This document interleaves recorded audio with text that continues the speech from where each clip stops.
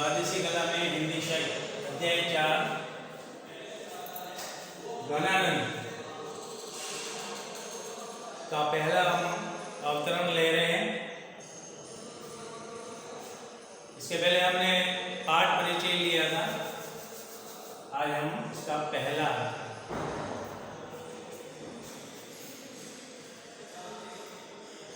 संदर्भ, प्रसंग, व्याख्या और विशेष। संदर्भ में पुस्तक का नाम अध्याय 4 घनानंद, इसके लेखक है। प्रसंग, तो इसमें मुख्य बात क्या कही, यानी इसमें घनानंद ने एक विरहिणी के श्रृंगार रस का साकार रूप प्रस्तुत किया है। कोई अपने प्रेमिका बिछुड़ गई है और किस प्रकार का उसको जो दर्द हो रहा है, कष्ट हो रहा है, तकलीफ हो रही है, इसके बारे में घनानंद जी बता रहे हैं।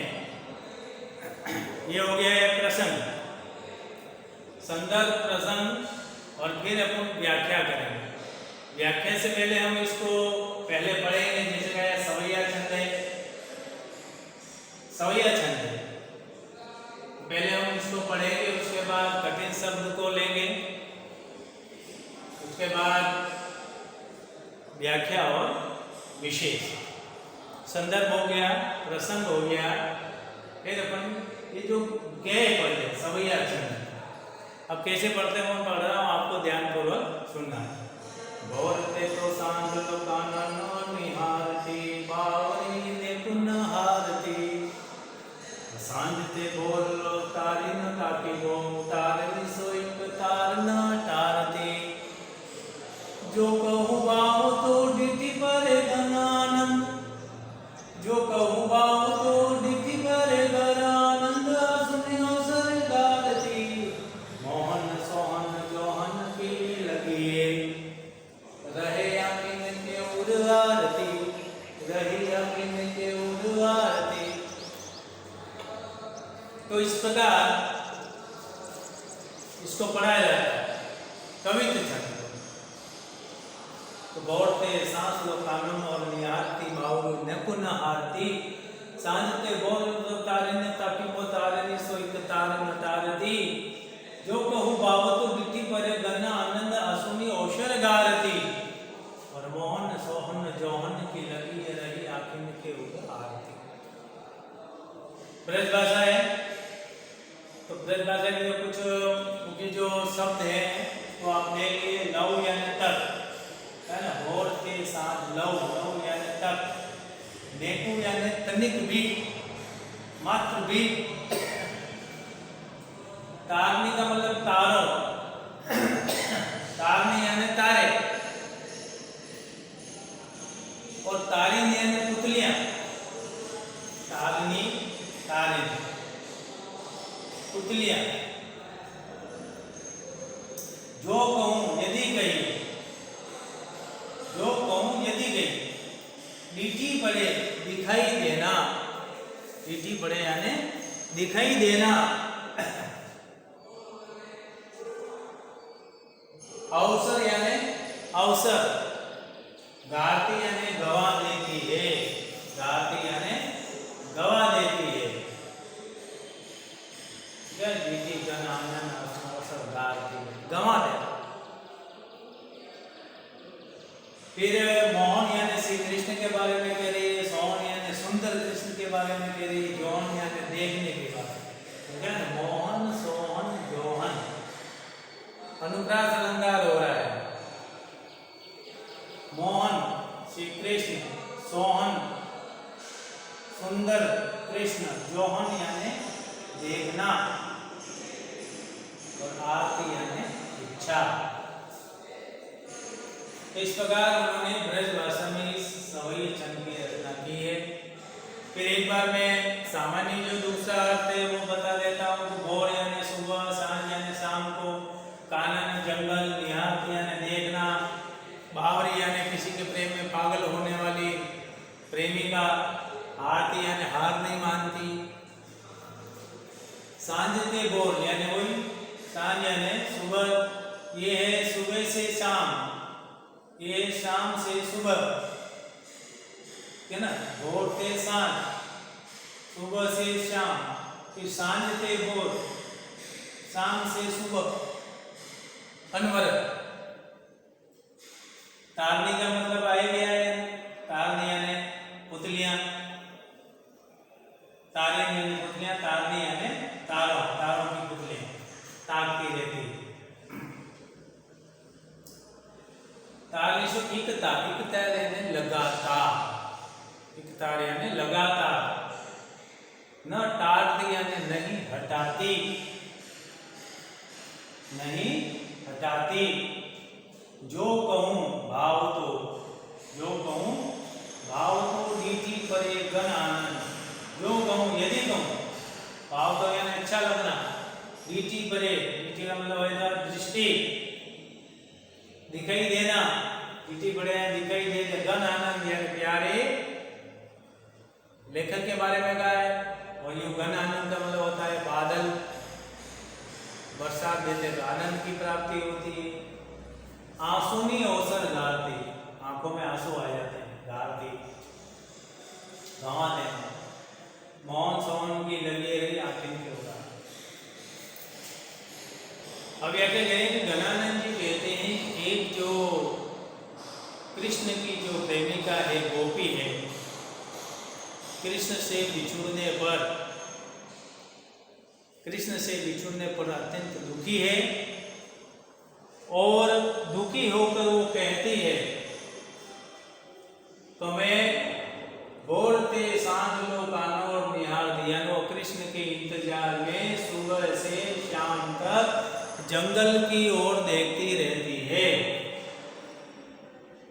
कृष्ण को पाने के लिए, कृष्ण से मिलने के लिए वह सुबह से शाम तक कृष्ण की ओर देखती रहती है, और बावरी नेकु न हारती, और तनिक भी हार नहीं मानती है, तनिक भी विचलित नहीं होती है, तनिक भी थकावट नहीं होती है। वह सुबह से शाम कृष्ण की राह देखती रहती है। फिर आगे कह रहे कि सांझ ते बोल लो, ये तो होगा सुबह से शाम, अब शाम से सुबह क्या करती हो, शाम से सुबह भोर लो तारनी, ताकि वो तारनी अपनी आंखों की पुतलियों में रात भर तारों को देखती रहती है, उसको नींद नहीं आती। सांझ ते बोल लो तारी न, ताकि वो तारनी, यानी रात भर वह सोती हुई अपलक आंख झपकाए बिना लगातार निर्निमेष आए तक तारों को ताकती रहती, अपनी आंखों की पुतलियां तारों को देखती रहती है, तो एक तार न टालती, और कभी भी अपनी नजरें वो हटाती नहीं है। कृष्ण की प्रेमिका, कृष्ण को जानने वाली गोपी के बारे में गणानंद कह रहे हैं। फिर वो कहते हैं जो कहूं भाव तो नीति परे गण आनंद, गणानंद कहते हैं कि जो कहूं यानी यदि कभी मन भावन कृष्ण दिखाई भी देते हैं, जो कहूं यदि मैं कहूं, गणानंद यानी गणानंद कह रहे हैं कि यदि कहीं श्री कृष्ण को देखने की या कभी भी उसको दिखाई भी दे जाते हैं तो आंसुनी अवसर गारती, तो वह खुशी के मारे उसकी आंखों में इतना पानी आता है, इतनी वह द्रवित हो जाती है कि आंखों में आंसू आने के कारण वो उस सु अवसर को भी गंवा देती है, इतनी उसमें तड़प है। इसलिए कह रहे हैं जो कहूँ भाव को रीति परे गणानंद, गणानंद कह रहे हैं कि यदि कहीं भी कृष्ण के दिखाई देने की संभावना भी बन जाती है तो वह पगली आंसुनी अवसर गाती, अवसर यानी वो जो अवसर है गाती यानी गंवा देती है।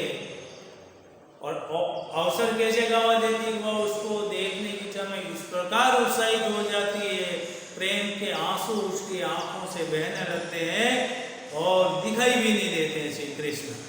इतनी वो दुखी होती, इतना वो चाहती है। तो जो कहो भाव तो रीति बड़े घन आनंद आंसू नहीं अवसर लाती। यहाँ घन आनंद का मतलब घन आनंद भी है और घन आनंद का मतलब होता है बादल। जिस प्रकार बादल उमड़ घुमड़ कर छाते हैं और बरसात करते हैं तो कुछ भी दिखाई नहीं देता, उसी तरह कृष्ण रूपी बादल को देखकर वह इतना आंसू बहाती है कि उस आंसू बहाने के चक्कर में कृष्ण को देखने का जो अवसर है वो भी गंवा देती है, क्योंकि आंखों में आंसू बहते तो वो देख ही नहीं पाती। फिर वो कह रहे कि मोहन यानी जो कृष्ण है, सोहन यानी जो सबसे सुंदर है, जोहन यानी जिसको देखना है कि लगी रही, तो भी वो श्री कृष्ण को, जो प्यारे कृष्ण है, जो सुंदर कृष्ण है, उनका मार्ग देखती रहती है और रहे आँखें की ओर आरती, और उसके आंखों में हमेशा, उसके हृदय में हमेशा कृष्ण बसे रहते हैं और हमेशा वो कृष्ण को देखने की लालसा, तृष्णा उसमें हमेशा बनी रहती है। तो इस प्रकार ये अपने व्याख्या की है कि एक वीरहनी कृष्ण को जो चाहती है, एक गोपी जो कृष्ण को चाहती है, वो दूर चले गए हैं और उसके लिए वो किस प्रकार है जो तड़पती है। फिर ये विशेष ने नायिका का भव्य चित्रण किया। जैसा बताया वो किस प्रकार सुबह से शाम, शाम से सुबह तारे देखती रहती है, उसको कुछ भी अच्छा नहीं लगता है, एक तक कृष्ण का इंतजार करती रहती है, उसके मार्ग को देखती रहती है। फिर भी कभी कृष्ण को देखने की अगर अवसर भी मिल जाता तो वो इतना रोती है, कृष्ण को देख ही नहीं पाती है, फिर भी लगन उसमें लगी रहती है। क्योंकि जो सच्चा प्रेम करता है ना, उसके साथ ऐसा होता है। हम किसी को दिल से बहुत अधिक चाहते हैं, या उदाहरण के तौर पर किसी बच्चे की माँ बिछुड़ गई या माँ बच्चे से बिछुड़ जाता है, कितनी तकलीफ होती है। और जब काफ़ी दिनों बाद जब उनका मिलना होता है तो हमने देखा होगा कि वो सिर्फ रोते ही रोते हैं, गले मिल जाते हैं, रोते हैं, उनका मन रूझ जाता है, वो बोलने की कोशिश करते हैं लेकिन बोल नहीं पाते हैं, दिल भरा आता है, इतना प्यार होता है, आंखों से आंसू बहते जाते हैं। फिर धीरे धीरे जब वो सामान्य होते हैं तब वो बात करते हैं यारे के साथ, तो उसके साथ इस प्रकार की बात। तो नायिका का उन्होंने भव्य चित्रण किया है। वियोग श्रृंगार रस का साकार, यानी इस 4-5 जो पंक्ति है इसमें वियोग श्रृंगार रस साकार हो गया। 2 प्रकार के रस, श्रृंगार रस में 2 प्रकार के, संयोग और वियोग। संयोग यानी मिलने पर जो खुशी होती है, आनंद की अनुभूति होती है, उसको कहते हैं संयोग। लेकिन इसमें वियोग श्रृंगार रस है, क्योंकि यहाँ पर मिलना नहीं, बिछुड़े हुए हैं, पर बिछड़ने पर भी किस प्रकार इस गोपी की और बिरहणी की स्थिति है, तो वियोग श्रृंगार रस साकार हो गया। किन किन पंक्तियों में साकार हुआ है? जैसे कानन और न्यान, यानी एक टक जंगल की ओर देखते रहना है, कृष्ण का इंतजार करना है, नेको न हारती, तनिक भी नहीं हारती है, तारनी ताकि वो रात भर आकाश में तारे को देखती रहती है, एक तार न डालती, कभी भी हार नहीं मानती, कभी भी जब दिख जाते तो उनको देखने के चक्कर में है तो या अवसर ही गंवा देती, खूब रोती है आनंद के वशुभूत होकर। तो इस प्रकार ये जो शब्द है इससे स्पष्ट होता है वियोग श्रृंगार रस इसमें साकार होगा। और ये जो भाषा है ना, जैसे आगे आएंगे ब्रज भाषा है, और ब्रज भाषा होने के साथ साथ मुहावरेदार भाषा है। जैसे मुहावरा कौन सा, कानन और न्याती, ये मुहावरा है, इसका मतलब होता है जंगल की ओर देखना, ये मुहावरेदार भाषा है। नेकु न हारती, इसका मतलब होता है तनिक भी हार नहीं मानना, ये भी मुहावरा है। तारनी ताकि वो तारों को ये भी मुहावरा है। एक तार न टारनी, कभी भी हार नहीं मानना,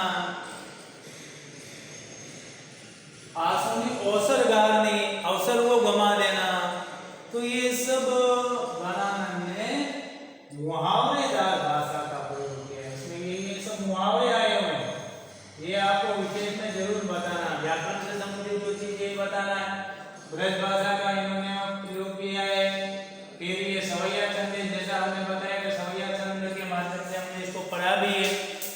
और अनुप्रास अलंकार, जहाँ वर्ण की बार बार आवृत्ति होती है ना, जैसे ह,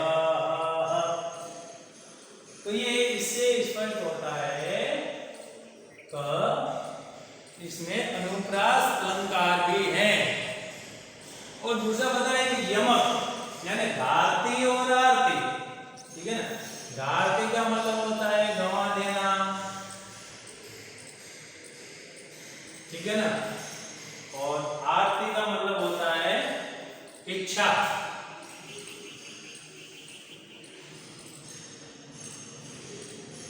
ठीक है ना। धारती और आरती। तो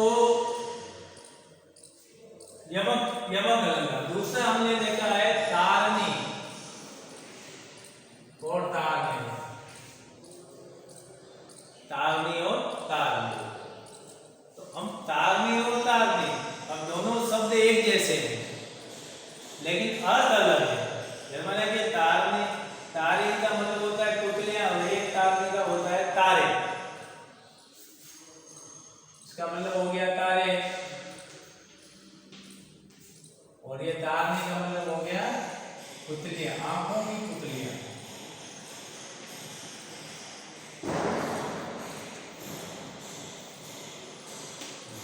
आंखों की पुतलियां।